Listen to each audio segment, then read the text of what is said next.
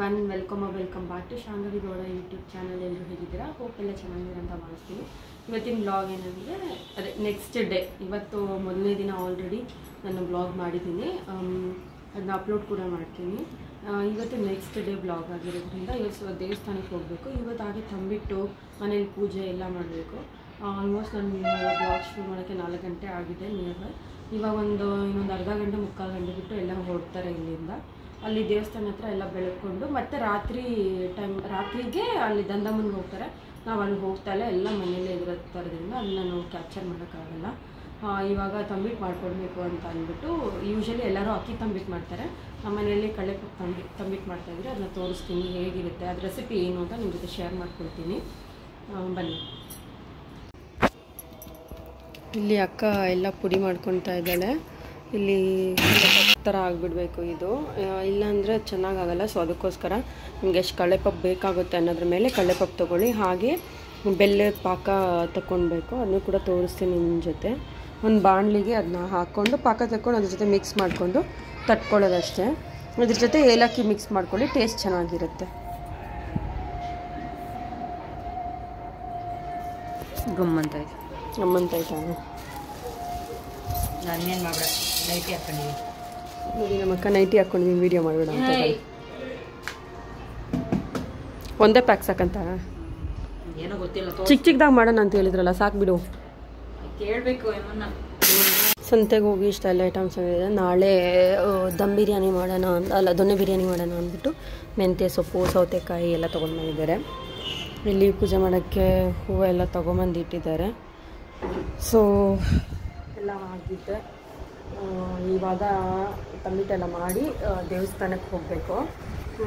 ಹಾಗೆ ಬೇಗ ರೆಡಿ ಆಗಿಬಿಡ್ಬೇಕು. ದೇವ್ರ ಪೂಜೆ ಎಲ್ಲ ಮಾಡಿ ಮುಗಿಸಿ ಅಲ್ಲೆಲ್ಲ ಬೆಳಗ್ಬಿಟ್ಟು ಹೋಗಬೇಕು. ಒಂದು 10-15 ಮಿನಿಟ್ಸಲ್ಲಿ ಅಂದರೆ ತಂಬಿಟ್ಟು ರೆಡಿ ಆಗೋಗುತ್ತೆ. ರೆಡಿ ಆದಮೇಲೆ ಅದನ್ನ ದೇವ್ರ ಮುಂದೆ ಇಟ್ಟು ಬೆಳಗ್ಗೆ ಪೂಜೆ ಸಾಮಾನೆಲ್ಲ ಇಟ್ಕೊಂಡು ದೇವಸ್ಥಾನಕ್ಕೆ ಹೋಗಿ ಬಂದರೆ, ಬೆಲ್ಲ ನನಗೆ ಎಷ್ಟು ಬೇಕಾಗುತ್ತೆ ಅನ್ನೋ ಕಪ್ ಮೇಲೆ ತೊಗೊಂಡಿದ್ದೀನಿ. ಇನ್ನೊಂದು 3 ಕಪ್ ಆಗೋಷ್ಟು ಬೆಲ್ಲ ತೊಗೊಂಡಿದ್ದೀನಿ. ಇದಕ್ಕೆ ನೀರು ಸ್ವಲ್ಪ ಪ್ರಮಾಣದಲ್ಲಿ ತೊಗೊಳ್ಬೇಕು, ಯಾಕೆಂದರೆ ಇದು ಸ್ವಲ್ಪ ಪಾಕ ಬರಬೇಕಲ್ವ. ಸೊ ಅದಕ್ಕೋಸ್ಕರ ಜಾಸ್ತಿ ತೊಗೊಂಡ್ರೆ ಏನಾಗುತ್ತೆ ಗೊತ್ತಾ, ಒಂಥರ ನೀರು ತೆಳುವಾಗಿಬಿಡುತ್ತೆ. ಸೊ ಆದಷ್ಟು ನೀರು ಕಮ್ಮಿ ತೊಗೊಳ್ಳಿ. ನೀರು ಕಮ್ಮಿ ತೊಗೊಂಡಾಗ ನಿಮಗೆ ಈಸಿಯಾಗಿ ಮಾಡ್ಕೊಳ್ಳೋಕ್ಕೆ ಚೆನ್ನಾಗಿರುತ್ತೆ. ಸೊ ಅದಕ್ಕೋಸ್ಕರ ನಾನು ಇದರಲ್ಲಿ 3 ಕಪ್ಸಲ್ಲಿ ತೊಗೊಂಡಿದ್ದೀನಿ. 3 ಕಪ್ಪಷ್ಟು ಬೆಲ್ಲ ತೊಗೊಂಡಿದ್ದೀನಿ. ಇವಾಗ ಇದಕ್ಕೆ ನೀರು ಹಾಕ್ಕೊಳ್ಳಿ. ಪಾಕನ ಸ್ವಲ್ಪ ಬಸ್ಕೊಂಡ್ರೂ ಪರವಾಗಿಲ್ಲ, ಯಾಕೆಂದರೆ ಸ್ವಲ್ಪ ಕೆಳದಲ್ಲಿ ಇದಿನದು ಮಣ್ಣಿರುತ್ತೆ ಅನ್ನೋ ಕಾರಣದಲ್ಲಿ ಕೆಲವೊಬ್ರು ಬಸಿತಾರೆ. ನಾವು ಕೂಡ ಬಸ್ಕೊಂಡ್ವಿ. ಇಷ್ಟು ಮಾತ್ರ ಬೆಲ್ಲ ಕುದಿ ಬರ್ತಿದ್ರೆ ಸಾಕು. ಒಂದು ಕುದಿ ಇಲ್ಲ ಅಂದರೆ ಚಾಕ್ಲೇಟ್ ಇದರಲ್ಲಿ ಆದರೆ ಸಾಕು. ನನಗೆ ಪ್ರಕಾರ ಒಂದು ಕುದಿ ಬಂದರೆ ಆಲ್ಮೋಸ್ಟ್ ಬೆಲ್ಲ ಕರಗಿರುತ್ತೆ ಅಂತ. ಫುಲ್ ಪಾಕ ಬರೋ ಅವಶ್ಯಕತೆ ಇಲ್ಲ. ನಾನು ನಿಮಗೆ ತೋರಿಸ್ತಾ ಇದ್ದೀನಿ. ಇದೇ ಥರ ಬೇಯಿಸ್ಕೊಳ್ಬೇಕು. ಕೊಬ್ಬರಿ ಹಾಕ್ಕೊಂಡಿದ್ದೀರಿ, ಅದನ್ನ ಸ್ವಲ್ಪ ಮಿಕ್ಸಿಗೆ ಹಾಕ್ಕೊಂಡು ತುರ್ಕೊಂಡು ಮಿಕ್ಸಿಗೆ ಹಾಕ್ಕೊಂಡ್ರೆ ಈ ಥರ ಆಗುತ್ತೆ. ಇದನ್ನ ಮಿಕ್ಸ್ ಮಾಡಿಕೊಂಡು ಅದ್ರ ಜೊತೆ ಪಾಕ ಮಿಕ್ಸ್ ಮಾಡಬೇಕು. ಜಾಸ್ತಿ ಏನು ಕಾಯಿಸೋಷ್ಟಿಲ್ಲ, ನೀಟಾಗಿ ಮಿಕ್ಸ್ ಮಾಡ್ಕೊಳ್ಬೇಕು. ಅಷ್ಟಗಲ ಹಾಕ್ಕೊಂಡು ಮಿಕ್ಸ್ ಮಾಡ್ಕೊತಾನೆ ಇರಬೇಕು. ಒಬ್ಬರು ಹಾಕ್ತಾ ಇರಬೇಕು, ಒಬ್ಬರು ಮಿಕ್ಸ್ ಮಾಡ್ತಾ ಇರಬೇಕು.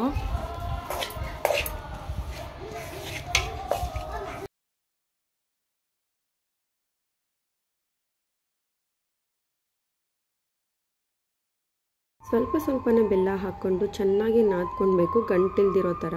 ಆವಾಗ ನಾದ್ಕೊಂಡಾಗ ತುಂಬ ಚೆನ್ನಾಗಾಗುತ್ತೆ, ಸಾಫ್ಟಾಗಿ ಬರುತ್ತೆ. ಆಮೇಲೆ ಅದನ್ನ ಉಂಡೆ ರೀತಿಲಿ ಮಾಡಿಕೊಂಡು ಆಮೇಲೆ ತಂಬಿಟ್ಟು ರೀತಿಲಿ ತಟ್ಕೊಳ್ಬೇಕು. ಇದನ್ನೆಲ್ಲ ಮಾಡ್ಕೊಂಡ್ಮೇಲೆ ಸಖತ್ತಾಗಿರೋ ಕಡಲೆಪಪ್ಪು ತಂಬಿಟ್ಟು ರೆಡಿನೇ ಆಗೋಗುತ್ತೆ. ತುಂಬ ಈಸಿಯಾಗಿ ಒಂದು 5 to 10 ಮಿನಿಟ್ಸಲ್ಲೆಲ್ಲ ತಂಬಿಟ್ಟು ಮಾಡ್ಕೊಳ್ಬೋದು. ಅಕ್ಕಿ ತಂಬಿಟ್ಟು ಕೂಡ ಮಾಡ್ಕೊಳ್ಬೋದು. ಅದು ಒಂದ್ಸಲಿ ಯಾವಾಗಾದರೂ ರೆಸಿಪಿನ ಶೇರ್ ಮಾಡ್ತೀನಿ. ಇದು ತುಂಬ ಈಸಿಯಾಗಿರೋ ರೆಸಿಪಿ. ಯಾಕೆ ಅಂತಂದರೆ ಅಕ್ಕಿ ನೆನೆಹಾಕಬೇಕು, ಅದನ್ನು ಹಾರಿಸ್ಬೇಕು ಅನ್ನೋದೆಲ್ಲ ಏನಿರಲ್ಲ. ಜಸ್ಟ್ ಕಡಲೆಪಪ್ಪಲ್ಲಿ ಮಾಡಿಕೊಂಡ್ರೆ ಹಾಗೆ ಹೋಗುತ್ತೆ. ಈಸಿಯಾಗಿರೋವಂಥ ತಂಬಿಟ್ಟು. ಈ ಥರ ಉಂಡೆ ಮಾಡುವಾಗ ನಿಮಗೆ ಸ್ವಲ್ಪ ಏನಾದರೂ ಕ್ರ್ಯಾಕ್ಸ್ ಆಗ್ತಾಯಿದೆ, ಒಡೆದೋಗ್ತಾ ಇದೆ, ಇಷ್ಟು ನೀಟಾಗಿ ಬರ್ತಾಯಿಲ್ಲ ಅಂದಾಗ ಪಾಕ ಇರುತ್ತಲ್ವ ಅದ್ರ ಜೊತೆ ಮಿಕ್ಸ್ ಮಾಡ್ಕೊಂಡು ಮಾಡ್ಕೊಳ್ಳಿ. ಅಕಸ್ಮಾತ್ ಇನ್ನೊಂದು ತಂಬಿಟ್ಟು ರೀತಿಯಲ್ಲಿ ತಯಾರು ಮಾಡುವಾಗ ಸದಾ ನೀವು ಅದನ್ನು ಮಿಕ್ಸ್ ಮಾಡ್ಕೊಳ್ಬೋದು. ಯಾವುದೇ ಥರ ತೊಂದರೆ ಇರಲ್ಲ. ಯಾಕೆಂದರೆ ಆದಷ್ಟು ಅಳತೆ ನೋಡಿಕೊಂಡೇ ಮಾಡ್ಕೊಳ್ಳಿ. ಯಾಕೆ ಅಂತಂದರೆ ಪಾಕ ಎಲ್ಲ ಹಾಕಿಬಿಟ್ಟು ಆಮೇಲೆ ತೆಳುವಾಗೋಯ್ತು ಅನ್ನೋಕೆ ಹೋಗಬೇಡಿ. ಸ್ವಲ್ಪನೇ ಹಾಕ್ಕೊಂಡು ಮಿಕ್ಸ್ ಮಾಡ್ತಾ ಗಟ್ಟಿ ಮಾಡ್ಕೊಳ್ಬೇಕು. ಒಂದೇ ಸಲ ಅಂತೂ ಪಾಕ ಮಿಕ್ಸ್ ಮಾಡಲೇಬಾರ್ದು. ಇದು ಬರೀ ದೇವ್ರಿಗೆ ಅಂತಲೂ ಅಲ್ಲ, ಸ್ನ್ಯಾಕ್ಸ್ಗೆ ಕೂಡ ಇವು ಮಾಡ್ಬೋದು. ಏಕೆಂದರೆ ಇದರಲ್ಲಿ ಬೆಲ್ಲ ಮತ್ತು ಕಡಲೆಪಪ್ಪು ಅಷ್ಟೇ ಹಾಕಿರೋದು. ನೀವು ಸ್ನ್ಯಾಕ್ಸ್ಗೆ ಅಂತಲೂ ಆದರೂ ಚಿಕ್ಕ ಚಿಕ್ಕದಾಗಿ ನಾವು ಇಲ್ಲಿ ಸ್ವಲ್ಪ ದಪ್ಪದಾಗಿ ಮಾಡ್ಕೊಂಡಿದ್ದೀರಿ, ನೀವು ಚಿಕ್ಕ ಚಿಕ್ಕದಾಗಿ ಕೂಡ ಮಾಡ್ಕೊಳ್ಬೋದು. ನಾವು ರೌಂಡ್ ಶೇಪಲ್ಲೆಲ್ಲ ಮಾಡ್ಕೊಂಡ್ಮೇಲೆ ಒಂದು ರೆಕ್ಟ್ಯಾಂಗಲ್ ಶೇಪಲ್ಲಿ ಈ ಥರ ಮಾಡ್ಕೊಳ್ಬೇಕಾಗುತ್ತೆ. ಏಕೆ ಅಂತಂದರೆ ತಂಬಿಟ್ಟು ಮಾಡೋದೇ ಆ ಥರ. ಯಾಕೆಂದರೆ ದೀಪ ಅಂಟಿಸೋದು ಎಲ್ಲನೂ ಯಾರೂ ರೌಂಡ್ ಶೇಪಲ್ಲಿ ಮಾಡಿ ಆ ಮಧ್ಯದಲ್ಲಿ ದೀಪ ಅಂಟಿಸಲ್ಲ, ಈ ಥರನೇ ಮಾಡೋದು. ಎಲ್ಲ ಕಾರ್ನರ್ಸಲ್ಲಿ ಅರಿಶಿನ ಕುಂಕುಮ ಎಲ್ಲ ಇಟ್ಟು, ಆಮೇಲೆ ಅದಕ್ಕೆ ಒಂಚೂರು ಹೂವು ಎಲ್ಲ ಇಟ್ಟು ಅದರೊಳಗಡೆ ತುಪ್ಪದ ದೀಪ ಅಂಟಿಸಿ ಅದನ್ನು ದೇವ್ರ ಮನೆಯಲ್ಲಿ ಬೆಳಗ್ತಾರೆ. ಅದೇ ಹೇಗೆ ಹೂವಿನ ಪಲ್ಲಕ್ಕಿ ಬೆಳಗ್ತಾರೋ ಅದೇ ರೀತಿಯೇ ಇದನ್ನು ಕೂಡ ಬೆಳಗ್ತಾರೆ.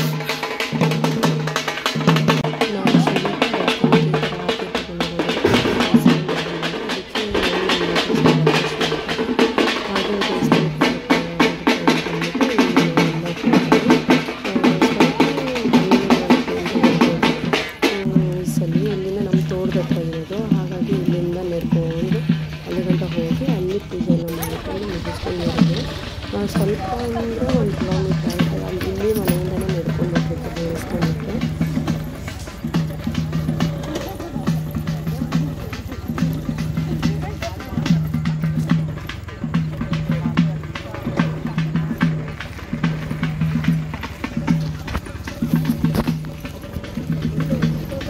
ಫೈನಲಿ ದೇವಸ್ಥಾನಕ್ಕೆ ದೇವಸ್ಥಾನಕ್ಕೆ ಬಂದಿದ್ದಾದಮೇಲೆ ಯಾರ್ಯಾರು ಆರತಿ ಮಾಡಿರ್ತಾರೋ ಆ ಆರತಿನೆಲ್ಲ ಎತ್ಕೊಂಡು ದೇವ್ರ ಸುತ್ತ ಅಂದರೆ ದೇವ್ರ ಪ್ರದಕ್ಷಿಣೆ ಹಾಕಿ 3 ಪ್ರದಕ್ಷಿಣೆ ಹಾಕಿ ದೇವ್ರ ಮುಂದೆ ಆರತಿ ಎಲ್ಲ ಇಡ್ತೀರಿ. ಆಮೇಲೆ ಪೂಜೆ ಸಾಮಾನೆಲ್ಲ ಹಾಕಿ ಎಲ್ಲ ಕಾಯೆಲ್ಲ ಹೊಡೆದಿದ್ದಾದಮೇಲೆ ಅದನ್ನ ದೇವ್ರ ಮುಂದೆ ಬೆಳಗಿ ಅದರಲ್ಲಿ ಒಂದು ಹೂವನ್ನು ದೇವ್ರ ಇದ್ರ ಗುಡಿ ಮೇಲೆ ಹಾಕಿ ಬರೋದು ನಮ್ಮ ಪದ್ಧತಿ. ಹಾಗೆ ಈ ಥರ ಪೂಜೆ ಎಲ್ಲ ಆದಮೇಲೆ ಒಬ್ಬೊಬ್ಬರು ಹಾಗೇನೆ ಅವ್ರವ್ರಿಗೆ ಯಾರ್ಯಾರ್ದು ಆರತಿ ಇರುತ್ತೆ ನೋಡಿ, ಹೂವಿನ ಪಲ್ಲಕ್ಕಿ ಅಂತ ಹೇಳ್ತಿರ್ಲಿಲ್ಲ, ಅದನ್ನು ದೇವ್ರ ಮುಂದೆ ಬೆಳಗ್ಗೆ ಅದನ್ನ ಇದು ಮಾಡ್ತಾರೆ. ನಾವು ಕೂಡ ಮಾಡ್ತಾಯಿದ್ರಿ. ಇದನ್ನ ತುಂಬ ಮಿಸ್ ಮಾಡ್ಕೊತೀನಿ ಅಂತ ಅನ್ನಿಸ್ತಾಯಿತ್ತು. ಚೆನ್ನಾಗಿ ರೆಡಿ ಆಗೋಗೋದು, ಅಲ್ಲಿ ಈ ಥರ ಎಲ್ಲ ಮಾಡೋದು ತುಂಬ ಮಿಸ್ ಮಾಡಿಕೊಂಡೆ ನಾನು.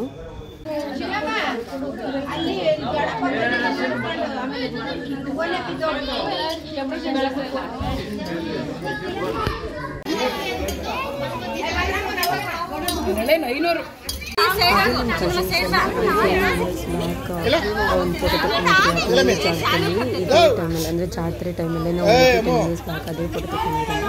ಅದೇ ರೀಕ್ರಿಯೇಷನ್ ಫೋಟೋಸ್ ತಗೊತಾ ಇದ್ರಿ.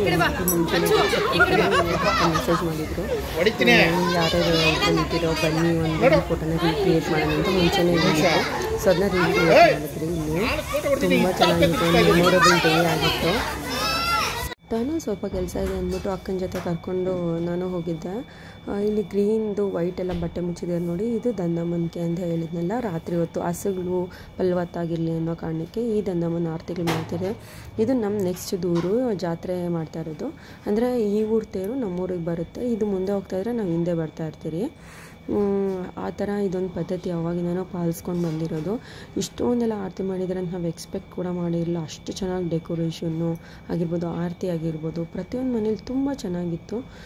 ಇಲ್ಲಿ ಲೈಟಿಂಗ್ಸ್ ನೋಡ್ಬೋದು ಎಷ್ಟು ಚೆನ್ನಾಗಿದೆ ಅಂತ. ಇದೇ ದೇವರೇ ನಮ್ಮ ಊರು ಗ್ರಾಮ ದೇವತೆ, ಈ ಊರು ಗ್ರಾಮ ದೇವತೆ 2 ಅಕ್ಕ ತಂಗೀರು ಅಂತ ಅಂದ್ಬಿಟ್ಟು ಅವತ್ತಿಂದ ಈ ಪದ್ಧತಿನ ಮಾಡ್ತಾರೆ.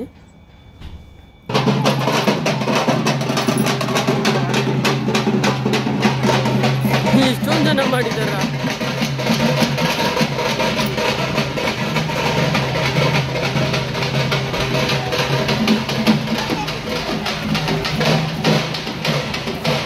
ನಮ್ಮೂರಾಗೆ ಕಮ್ಮಿ ಹಂಗಂತ.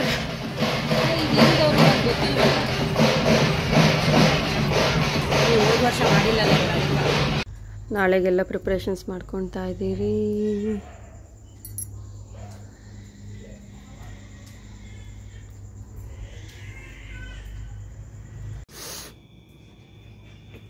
ಸೇಮ್ ಅಪ್ಪನ ತರನೇ ಒಬ್ಬನ ಡ್ಯಾನ್ಸ್ ಮಾಡ್ತಾನೆ ಶಂಗು. ಅದೇ ಹಿಂಗೆ ಹಂಗೆ ಕೈಗಳು ಹಂಗೆ ಇಟ್ಕೊಂಡು ನೋಡಿ.